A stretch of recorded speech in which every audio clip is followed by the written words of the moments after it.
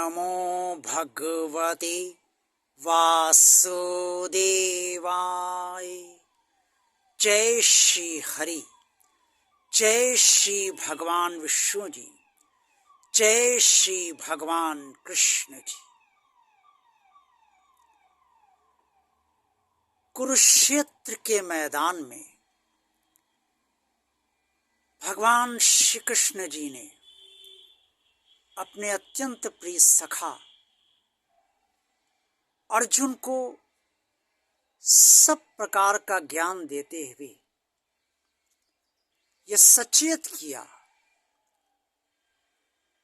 कि हे अर्जुन, और मनुष्य स्वयं अपना मित्र है और स्वयं अपना शत्रु है।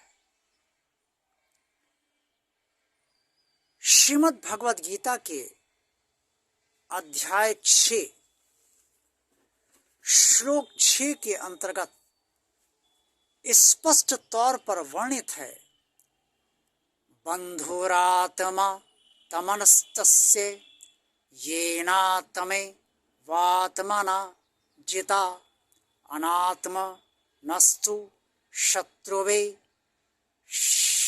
वर्तते तमेव शत्रुवत्ता। अध्याय 16 श्लोक 6 के अंतर्गत, अध्याय 6 क्षमा कीजिएगा, श्लोक 6 के अंतर्गत श्रीमद् भगवद गीता के इस महाश्लोक में भगवान श्री कृष्ण जी ने ये स्पष्ट तौर पे कहा है। भगवान श्री कृष्ण जी ने कहा और अर्जुन को समझाया कि शरीर के भीतर जो आत्मा है, जो परमात्मा की दी हुई है, वो आत्मा इस शरीर के भीतर है, शरीर को जीवन दिए हुए है, इसलिए इसे जीवात्मा कहा जाता है। क्योंकि ये आत्मा अकेले नहीं है, शरीर को संचालित कर रही है, शरीर को चलायमान कर रही है, इसलिए ये जीवात्मा हो जाती है। शरीर जीव है और आत्मा उसे संचालित करती। जीव का मतलब जीवन, और जब आत्मा तो जीवन धारण करती नहीं, आत्मा तो आत्मा ही है, उसका शरीर से कोई लेना देना नहीं। लेकिन चूंकि शरीर को चला रही है, शरीर की उम्र निर्धारित है, शरीर का अपना जीवन है, तो वो आत्मा जो शरीर के भीतर है उसे जीवात्मा ही कहते हैं। इस जीवात्मा का अधिकार या इस जीवात्मा का शासन जब मनुष्य के मन और उसकी इंद्रियों पर 5 प्रकार की इंद्रियां होती हैं, आँख, नाक, कान, जीभ और त्वचा, इन 5 प्रकार की इंद्रियों पर जब जीवात्मा का शासन हो जाता है, जीवात्मा के नियंत्रण में मन और इंद्रियां आ जाते हैं, तो मनुष्य अपना ही मित्र बन जाता है।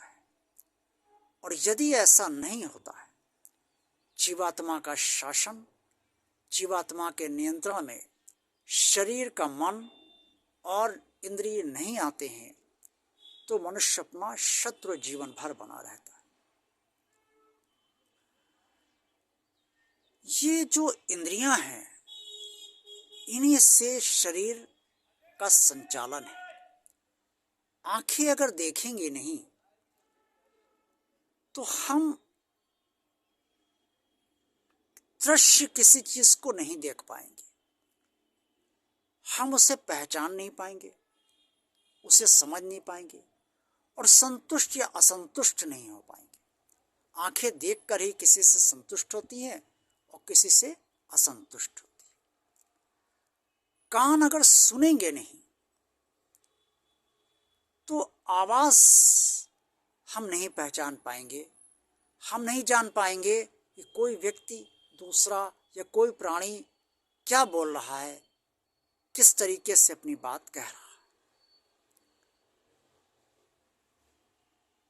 नासिका अगर सुगंध या दुर्गंध उसे नहीं आएगी तो वो सुगंध और दुर्गंध का एहसास नहीं कर पाएगी, कहाँ का वातावरण शुद्ध है और कहाँ का अशुद्ध है। जीवा को अगर स्वाद नहीं आएगा तो हम ये नहीं समझ पाएंगे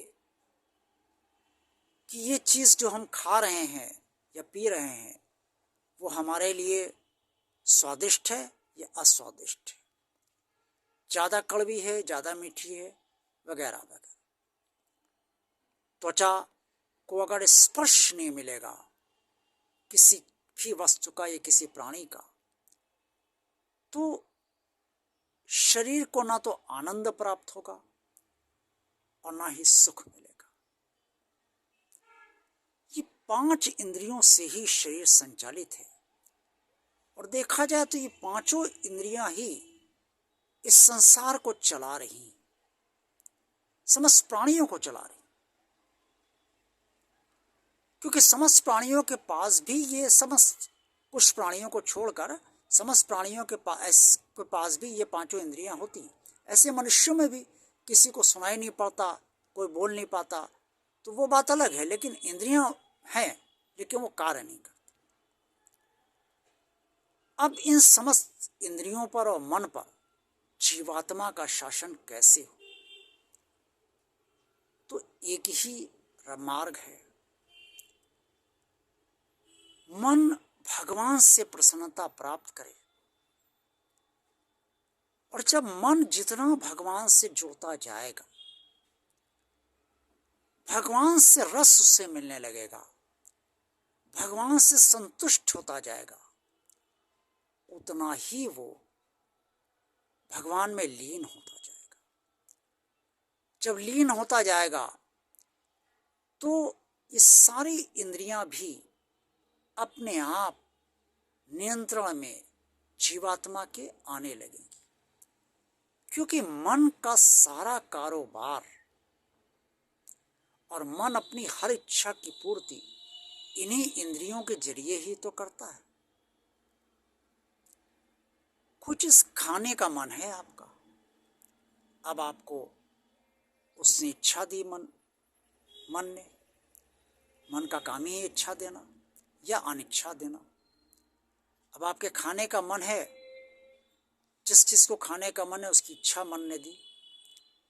अब आपकी आंखें उस चीज को लेने जाएंगी, देखकर खरीदेंगी या लेंगी, और उसके बाद आप जब उसे खाएंगे तो जीवा उसका स्वाद बताएगी, और मन को पसंद आ गया तो मन कहेगा हाँ भाई बहुत अच्छा है।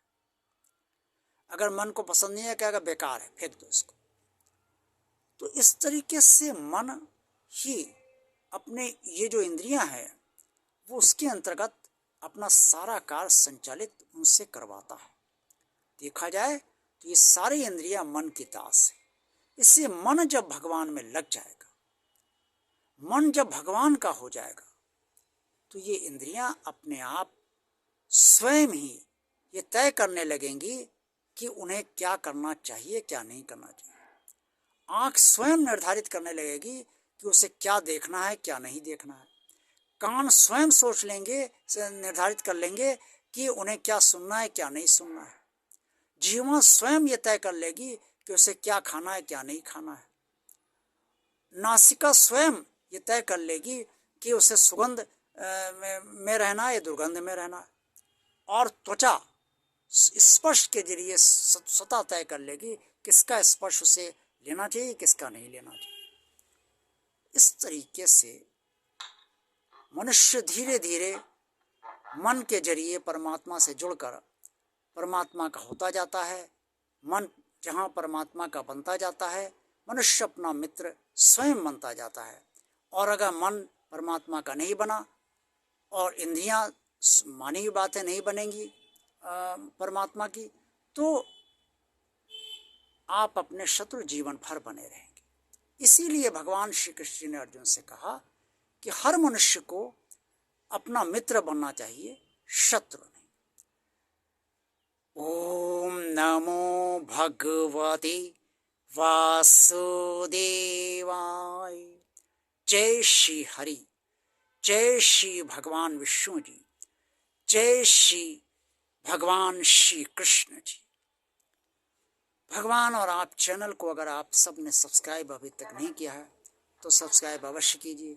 वीडियो पसंद आया तो लाइक कीजिए।